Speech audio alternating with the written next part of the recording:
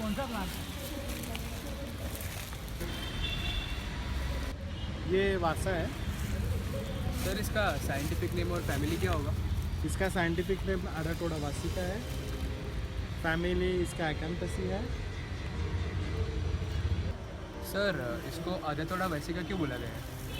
Actually आधातोड़ा वासिका उस पर आधातोड़ा जो है ये तमिल वर्ड है अतत्तऊ, उससे लिया हुआ है आधातोड़ा। और वासिका जो है वो संस्कृत में वासा, उससे उन्होंने वासिका लिया। इस तरह से इसका साइंटिफिक नेम आधातोड़ा वासिका है। सर इसको और कौन से नाम से जान सकते हैं? इसको अटरुषक कहा गया है, ऋषक माता कहा गया है, सिंहास्य कहा गया है, वाजीदंत कहा गया है। सर इसको शिवास्य क्यों बोला गया है?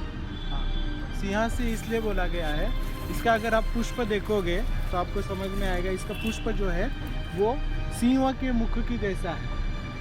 सिंहास्य, सिंह के मुख जैसे दिखने वाला इसका पुष्प होने की वजह से इसको सिंहास्य कहा गया है। इसी तरह से वाजीदंत भी कहा गया है, क्योंकि अगर इसका आप फ्लावर ठीक से देखोगे, इसके पेटल्स आप ठीक से देखोगे तो आपको समझ में आएगा।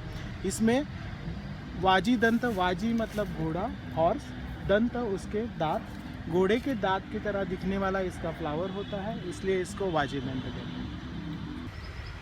सर इसे कैसे आइडेंटिफाई करेंगे? Okay, good. देखो अभी यहाँ पे हमें जो अपीयरेंस इसका दिख रहा है, ये एक बड़ा सा श्रब है, पेरिनियल श्रब है। इसके ब्रांचेस आप देख रहे हो, काफ़ी डेंस ब्रांचिंग है इसमें। तो पहला किसी भी प्लांट को आइडेंटिफाई करते वक्त ये चीज़ जानना चाहिए उसको ओवरऑल अपीयरेंस कैसे। तो ये एक पेरिनियल श्रब है, ये हो गया इसका फर्स्ट की कैरेक्टर। इसके बाद जो दूसरा चीज़ है वो है उसका बार्क का कलर, जो यहाँ पे हमें दिख रहा है। नॉर्मल बार्क से थोड़ा सा कलर इसका डिफरेंस है। वो कलर है यहाँ पे येलोइश ग्रीन कलर का इसका बार्क है, ठीक है। ये दो मेन कैरेक्टर है। उसके अलावा किसी भी प्लांट में जो आइडेंटिफिकेशन के लिए जो दो कैरेक्टर्स होते हैं, वो दो कैरेक्टर्स होते हैं उसके leaf and the flower. Sir इसकी लीफ की क्या खासियत है? इसका जो लीफ है अगर आप देखोगे, first of all it is a simple leaf. ये सिंपल लीफ है। उसके बाद इसकी लीफ अरेंजमेंट में अपोजिट लीव्स है। Leaves are opposite and decussate. Decussate means नीचे वाले जो अपोजिट लीव्स है उसके ऊपर वाले जो लीफ आए हुए हैं वो इसको राइट एंगल में है। ओके, अब यहाँ पे देख सकते हो ये और इसके बाद ये वाला, ठीक है। So then it is called decussate, opposite and decussate. दूसरा इसका अगर कैरेक्टरिस्टिक में देखोगे तो आपको पता चलेगा इसका पीटियोल भी काफ़ी लंबा पीटियोल है। लगभग 2 से 3 सेंटीमीटर का इसका पीटियोल है। इसका जो लैमिना है वो भी काफ़ी बड़ा है। अगर आप इसका विड्थ और लेंथ के हिसाब से देखोगे तो 8 to 9 सेंटीमीटर कम से कम इसका लेंथ है, और विड्थ 3 से 4 सेंटीमीटर का विड्थ है या उससे भी ज़्यादा है, ठीक है। उसके बाद इसका जो मार्जिन है वो एंटायर है। आपको थोड़ा देखेगा मार्जिन में थोड़ा सा वेवीनेस है जिसको एंडुलेट भी कहते हैं। एंडुलेट मार्जिन है इसकी। इसके बाद इसका जो शेप है लैमिना का वो लैंसियोलेट है। लैंसियोलेट मीन्स लांस के जैसा इसका शेप है। This type of structure, then it is called lanceolate. इसका जो एपेक्स है वो देखिए थोड़ा सा टिप है पर थोड़ा सा आगे खींचा हुआ है, इसमें आप ज़्यादा अच्छे से देख पाओगे इस तरह से। Then it is called acuminate, ठीक है। उसके बाद इसके सरफेस भी थोड़ा सा कैरेक्टरिस्टिक सरफेस है इसका। अपर सरफेस जो है वो डार्क ग्रीन कलर का है, आप देख सकते हो डार्क ग्रीन कलर का है। और जो लोअर सरफेस है वो थोड़ा पैलर है, थोड़ा लाइट ग्रीन कलर का है ना। दोनों कलर थोड़ा सा अलग अलग है। ऊपर का सरफेस डार्क ग्रीन और नीचे का सरफेस जो है वो लाइट ग्रीन, ठीक है। तो ये हुआ इस लीफ का कैरेक्टर। इस आधार पर आप इस प्लांट के लीफ को आइडेंटिफाई कर सकते हैं। नेक्स्ट जो है इसके फ्लावर्स इसमें इनफ्लोरेसेंस में आते हैं। सर इसका जो इन्फ्लोरेसेंस है वो किस तरह का है? Okay, now this type of inflorescence is called spike. इसको बोलते हैं स्पाइक में क्या होता है कि जो ये फ्लावर होता है इसको स्टॉक नहीं होता, ये डायरेक्ट यहाँ से निकला हुआ है फ्लावर। इसमें से जो फ्लावर्स आए हुए हैं उसको स्टॉक नहीं है। सो इस तरह के इन्फ्लोरेसेंस को स्पाइक बोलते हैं। जनरली ये जिस फैमिली को बिलोंग करता है, एकांतसी फैमिली, इसमें स्पाइक्स होते हैं। इसी का दूसरा एक प्लांट है कालमेघ, एंडोगैफिस पैनिकुलर का, उसमें भी इसी तरह से स्पाइक होते हैं, ठीक है। ये हो गया उसका इन्फ्लोरेसेंस का बाद। इन्फ्लोरेसेंस के बाद इसका जो इंडिविजुअल फ्लावर है, वो भी उसमें कुछ कैरेक्टर्स हैं, मैं उनके बारे में अभी आपको बताता हूँ। अगर आप देखोगे तो आपको आइडिया आ जाएगा।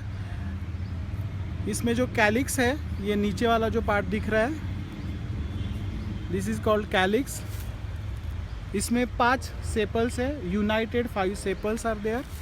एंड इन केस यहाँ पे मैं अभी यहाँ पे वो फ्लावर थोड़ा सा निकाल लेता हूँ तो थोड़ा आसानी हो जाएगा हमें देखने में।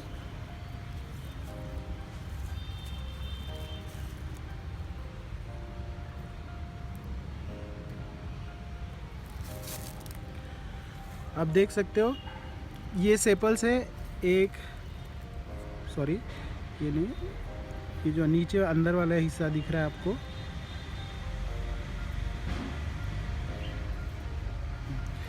ये जो नीचे वाला है वो सेपल्स है। ये 5 सेपल्स है, कैलिक्स 5 सेपल्स से बना, यूनाइटेड है, नीचे की तरफ से एक दूसरे से जुड़े हुए, दैट इज़ यूनाइटेड।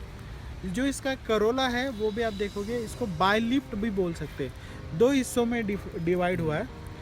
उससे पहले मैं एक चीज़ आपको बता देता हूँ, इसका जो फ्लावर है वो है regular flower and complete flower. मतलब कंप्लीट मतलब इसमें फ्लावर में जो सभी चीज़ें होती है वो सभी चीज़ें इसमें हैं, इसलिए इसको कंप्लीट फ्लावर बोला गया। इसके बाद इसके फ्लावर को अगर आप ध्यान से देखोगे तो इसका करोला जो है उसमें जो पेटल्स है वो 5 पेटल्स है, वो भी यूनाइट हुए हैं, नीचे की तरफ यूनाइट हुए हैं। उन्होंने एक छोटा सा ट्यूब फॉर्म किया है, ये ट्यूब जो है वो शॉर्ट है। उसके बाद ये करोला जो है ये इसमें जो 2 लिप्स में डिवाइड हुआ है। नीचे 3 लोब है, 1, 2 और 3। ऊपर की तरफ 1 और 2 ऐसे 2 लोब हैं। ऐसे मिला के 5 पेटल से बना हुआ ये करोला है। इसका कलर जो है वो आप देख सकते हो, वाइट कलर है, पूरा करोला वाइट कलर का है और उसके ऊपर रेड कलर के लाइंस दिख रहे हैं आपको। ये उसका एक कैरेक्टर है। इसके अलावा इस प्लांट में और एक कैरेक्टर है, इसमें जो एंड्रोशियम्स आपको दिख रहे हैं वो 2 है, 1 और 2। इनका नंबर फिक्स है, तो इन आधार पर हम इसको आइडेंटिफाई कर सकते हैं, इस प्लांट को आइडेंटिफाई कर सकते हैं। सर इसका फ्लावरिंग और फ्रूटिंग कब होता है? इसका जो फ्लावरिंग होता है वो नवंबर से जनवरी के बीच में होता है, फरवरी टू मार्च के बीच में इसका फ्रूटिंग।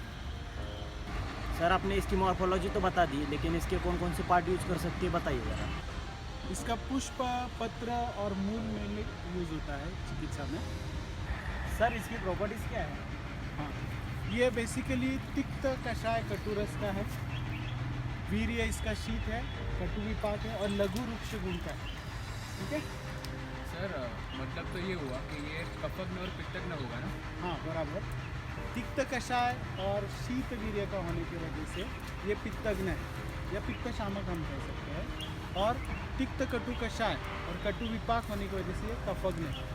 पर इसके साथ एक चीज़ हमें ध्यान में रखनी है, ये तिक्त कषाय और शीत वीर्य का होने की वजह से ये वातवर्धक है, इसलिए मेनली ये द्रव्य चिकित्सा में यूज़ करते समय कफ और पित्त कर जो व्याधियाँ हैं उसी में ये यूज़ होती है। बट सर इसका कौन कौन सी व्याधियों में यूज कर सकते हैं? बेसिकली ये क्षय, कास, स्वर्य कहा गया है इसको, रक्त पित्त में यूज़ हुआ है, ज्वर में यूज़ हुआ है, ये इन सभी व्याधियों में इसका यूज़ होता है। सर ये कसाई रस प्रधान है, इसलिए स्वर्य में है क्या? ऐसा नहीं, स्वर्य में इस तरह यहाँ पे जो स्वर्य का कंसेप्ट है उसमें स्वर्य में ये द्रव्य किस तरह से कार्य करते हैं, तो स्वर्य में कफ जो है उसका विलयन होने के लिए ये द्रव्य मेनली कार्य करता है। ये कफ निस्सारक है, ये कफ निस्सारण करके कफ को वहाँ से निकाल देता है, जिसकी वजह से स्वर्य कार्य होता है। ठीक है। और सर, रक्त पित्त में इसका वर्णन क्यों किया गया है? रक्त पित्त में जब रक्त पित्त में पित्त के प्रकोप होने की वजह से तीक्ष्ण और उसका उष्ण गुण बढ़ता है, तो ये तीक्ष्ण और उष्ण गुण कम करके पित्त का शमन करता है। और पित्त का शमन होने की वजह से जो रक्त पित्त में रक्त के साथ पित्त मिला हुआ होता है, तो वो पित्त का शमन होने की वजह से रक्त का प्रसादन करता है, और रक्त का प्रसादन होने की वजह से ये रक्त पित्त पर कार्य करता है। इसके कई सारे कल्प अभी मार्केट में है, और इसके जो प्रमुख कल्प है उसमें है वासावलेय, वासा घृत, वासा पुटपाक और वासा चंदनादि तेल।